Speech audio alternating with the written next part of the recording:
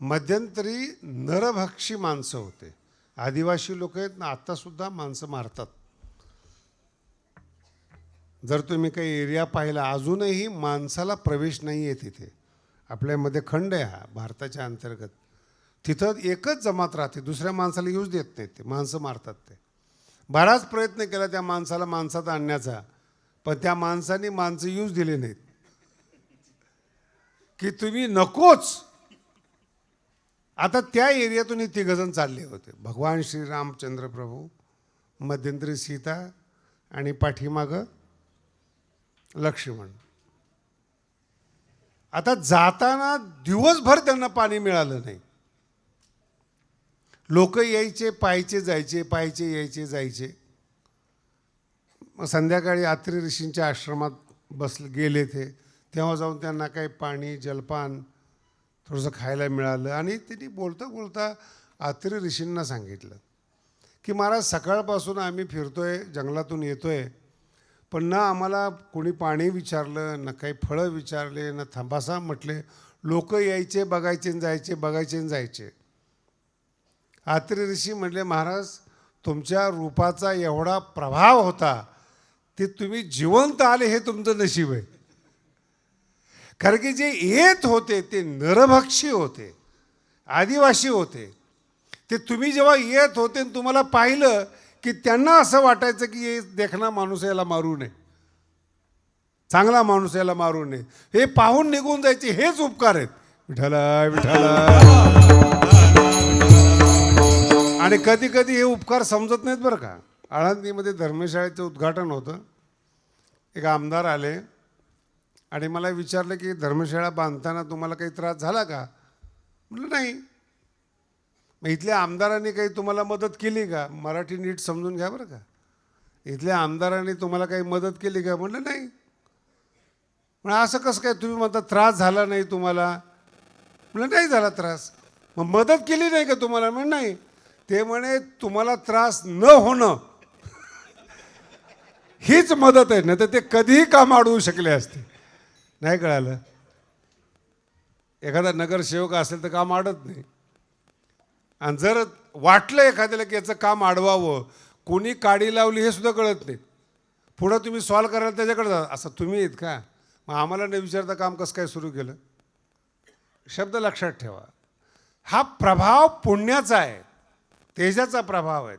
बरवे पण तेव्हाच येतं जेव्हा तुमचं अंतकरण निष्पाप असतं. विठ्ठल विठ्ठल. निष्पाप अंतकरण असतं. आणि माझ्या समोर तुम्ही एवढे लोक बसलेले आहात, तुम्हाला सुद्धा वाटत असेल चांगले माणसं जीवनात यावेत, बसावेत, भेटावेत, मित्र व्हावेत. पण एक सांगतो तुम्हाला, चांगली माणसं दिसत नाही. तो गोपाळाचा अभंग फार सुंदर आहेत. कोण पुण्य यांचा होईन, कोण पुण्य शब्द, काय पुण्य घेऊन जन्माला यावं की हे संत भेटावेत.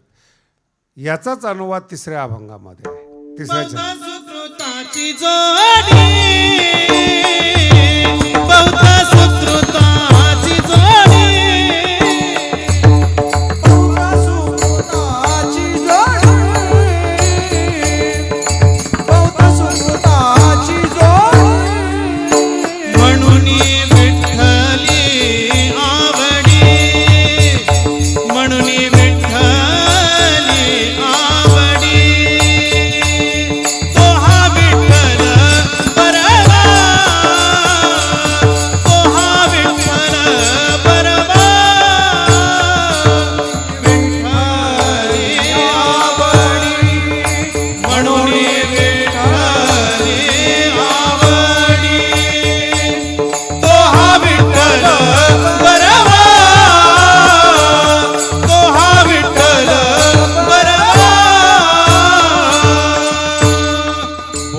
सुकृताची जोडी. बहुत सुकृत शब्दाचा अर्थ चांगलं कर्म.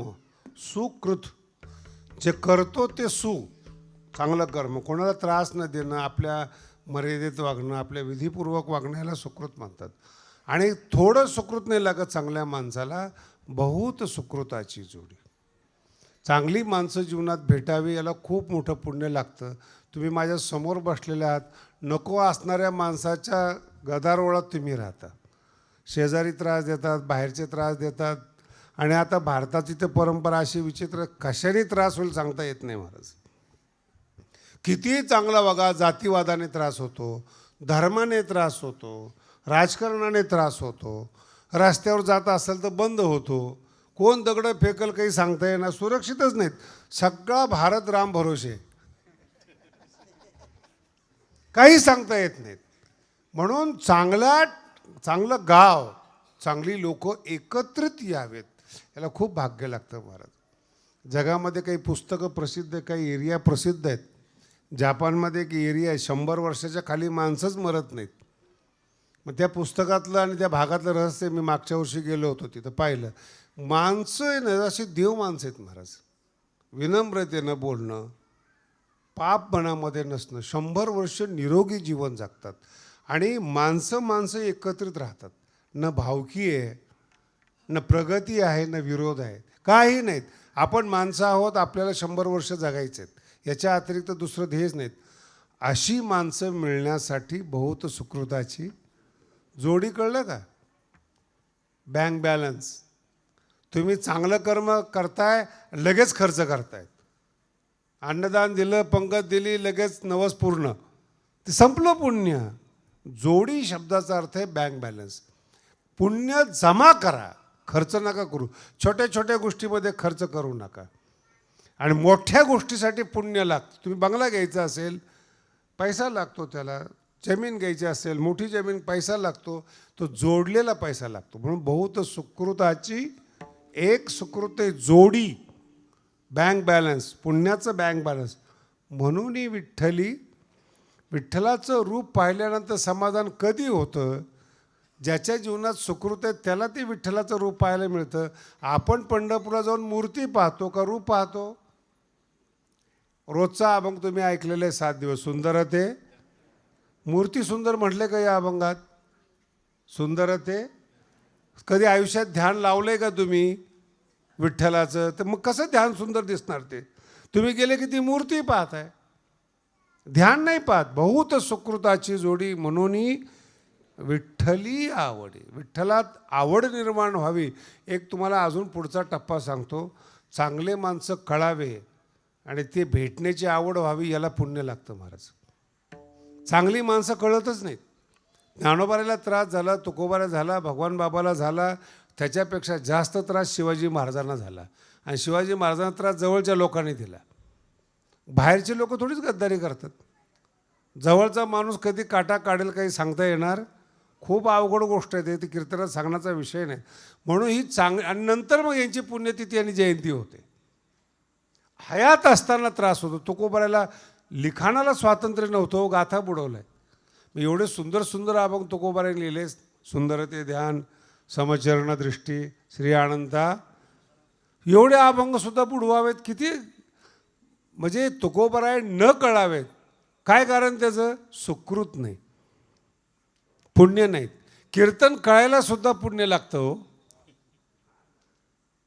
हो. मी मागाशी सांगितलं तुम्हाला, असे पिक्चर पाहतात जे आपल्या घरात त्या घटना घडू नये म्हणून तुम्ही सावध आहात. आणि त्याच घटना पाहायला तुम्ही पिक्चर हॉलमध्ये जाता. आणि जर एखादा आर्ट पिक्चर लागला, कलात्मक पिक्चर लागला, ते पिक्चर चालतच नाहीत. का? ठीक आहे, नैतिकता दाखवलेली, गुंडगर्दी दाखवली, मारामारी दाखवली. हे लहान लहान पोरांचं दुर्भाग्य आहे महाराज. मैदानी खेळ बंद झालेत आणि मोबाईलवर मारामारीचे खेळ खेळत आहेत. त्यांच्या मेंदूमध्ये लहानपणीपासून हिंसा जन्माला घालताय. तुम्हाला माहिती आहे तुम्ही काय पेरताय तुमच्या मुलामध्ये? ज्ञानेश्वरी पेरली, गाथा पेरला, काय संस्कार दिले? बाईला काम करायचं असतं, ते पोरगं ऐकत नसतं, मोबाईल देते आणि ते गेम करत बसतं. आणि गेम मारामारीचे आहेत. आणि ते मारामारी जर त्या मुलाच्या डोक्यात बसली तर आईबापाला मारणार नाही का? ते गल्ली बोळात शिकवलं काय त्याला तुम्ही? त्याच्या कच्च्या मेंदूमध्ये दुश्मन बसवलेत तुम्ही, वाईट बसव. तुम्ही किती प्रयत्न करा, त्याच्या मेंदूतून जातच नाही. म्हणून चांगल्या घरात जन्माला येण्याकरता सुद्धा पुण्य लागतं. आणि चांगलं ठिकाणी चांगली माणसं कळावीत, घरात आलेली माणसं कळावी, याच्याकरता सुद्धा भाग्य लागतं. बहुत एवढं वाक्य लक्षात ठेवा, सुकृताची जोडी. दारूच्या गुत्थ्यावर जायचं आणि संतांनी भेटावं असं इच्छा करायची, मूर्खपणाचं लक्षण आहे. दिवसभर लोकांचे मुंडके तोडायचे. आणि हे नामदेव महाराजांचा अभंग आहे, हरिदासाच्या चरणी लोळे लोटांगण संत आले की, आणि केशी धरोनी कापी गळे. 700 वर्षापूर्वीचा अभंग आहे. केशी धरोनी केसांनी गळा कापता तो, आणि संत आले की लोटांगण. बहुत सुकृताची. जर तुम्हाला समाधान पाहिजे असलं ना, सुकृताचं बँक बॅलन्स पाहिजे, जोड पाहिजे, मग तुम्हाला प्रेम निर्माण होतं. मला बरेच लोक विचारतात, मला ज्ञानेश्वरी कळत नाही. म्हणलं कळावी असं काय केलं आहे तुम्ही? नाही कळत नाही. तू कोण आहेस? कशामुळे तुला कळायला पाहिजे? काय समजतात स्वतःला? लोक फार व्यवहारित. माझं ते वन विभागाचं एक काम चालू आहे, आणि एकाला पुण्यामध्ये उद्घाटन करायचं होतं माझ्या हातून. आणि त्यात मला ते सगळं टेक्निकली माहिती आहेत. मग त्याने त्या वन विभागाच्या अधिकाऱ्याला गोड बोलला. आता आमचं गडाचं काम आहे वन विभागाच्या अधिकाऱ्याकडे. मग त्याला वाटलं यांच्यामार्फत तारीख घ्यायची. फार हुशार लोक कुठून वशिला लावतील, कसे शोधतील, कुणाचं ऐकतात, कोण आहेत, काय बराबर. आणि तो त्या वन अधिकाऱ्याला घेऊन माझ्याकडे आला. आणि मग त्यांनी सांगितलं, महाराज पुण्याला उद्घाटन आहे, तुम्ही यावं असं वाटतं याला. त्या माणसाकडे सगळं निरीक्षण करून पाहिलं. म्हणलं काय आहे तुझं? ते म्हणे एक 20-25 कोटीची बिल्डिंग आहेत, हॉस्पिटल आहेत, आमकं आहे वगैरे वगैरे सांगितलं. तुमच्या हातात उद्घाटन ठेवायचं आहे. म्हटलं 21 वर्षामध्ये भगवानगडासाठी असं काय केलं की त्या महंतांनी तुझ्यासाठी 400 किलोमीटर प्रवास करावा? मराठी कळली का? जाणं 200 किलोमीटर पुणे, येणं 200. असं काय केलं 21 वर्षामध्ये की भगवानगडाचा महंत तुझ्या घरी यावा? असं काय केलं? बहुत सुकृताची. त्याच्यावर बोलतोय काय केलं? तू गपच बसला तो. आणि त्या वन विभागाला सांगितलं, हे तुमचे कामं नाहीत महाराज असले, हे धंदेवाईक लोक आहेत, यांना घेऊन येत जाऊ नका माझ्याकडे. तुमचं काही काम असलं तर सांगा. काहीही न करता पुण्याचं फळ आपल्याला मिळावं असं समजणं गाढवपण आहे.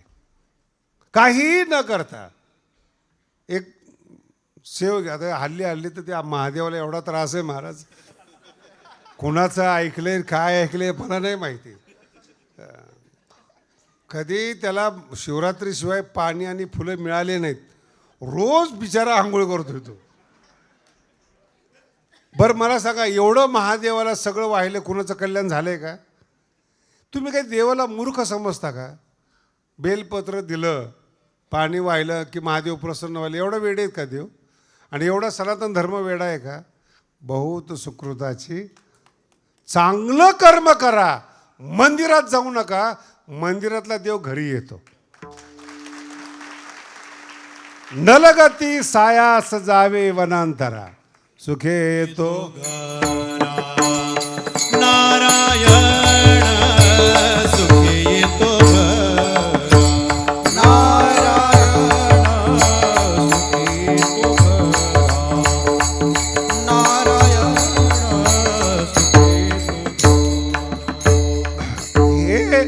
तुकोबरायचं वाक्य आहे. नलगती सायास वनांतरा जावे. घर सोडून वनांतराला जायची गरज. सुखे येतो घरा येतो. सुकृताची जोड पाहिजे. घरात चांगलं वागा, कोणाचं वाईट करू नका, कोणाला जळू नका, कोणाच्या संपत्तीवर जळू नका. जळून जळून तुमचं अंतःकरण काळं पडून जाईल आणि चेहरा पाहिला की पुन्हा चप्पल काढावी वाटेल. बहुत सुकृताची. रोज सत्कर्म करा. आणि सत्कर्म शब्दाचा अर्थ कोणाविषयी वाईट विचार न करणं. सत्कर्म म्हणजे फार मोठी गोष्ट नाही. रोज यज्ञ करान, याग करान, पंक्ती द्या, याला सत्कर्म नाही म्हणत. हे फार सुंदर आहे बरं का. ज्ञानोबांचे फार अभंग गोड आहेत. सत्कर्म किंवा हे काय, तुम्ही तुमचं जीवन व्यवस्थित आपुली आपण करा, याला सत्कर्म म्हणतात. कोणावर जळू नका, कोणावर बोलू नका, त्याला सत्कर्म म्हणतात. आणि ते सत्कर्माची जोड म्हणजे जोडी नाही बरं का, बॅलन्स वाढलं तुमचं, की या जगातलं जे सुख आहेत त्याचा आधार असणारा पांडुरंग परमात्मा तुम्हाला आशीर्वाद दिल्याशिवाय राहत नाही. सर्व सुखाचे आगर, सर्व सुखाचे आगर, सर्व सुखाचे आगर, सर्व सुखाचे आगर. बाप रखुमा देवीवर, बाप रखुमा देवीवर, तुहा विठ्ठल बरवा बरवा, तुहा विठ्ठल बरवा. ओंकार कुमार देवी वर, ओंकार कुमार देवी वर, तुहा विठ्ठल बरवा बरवा, तुहा विठ्ठल बरवा. रखुमाई विठोबा रखुमाई, ओंकार कुमार, ओंकार ज्ञानेश्वर माऊली, धनराज माऊली.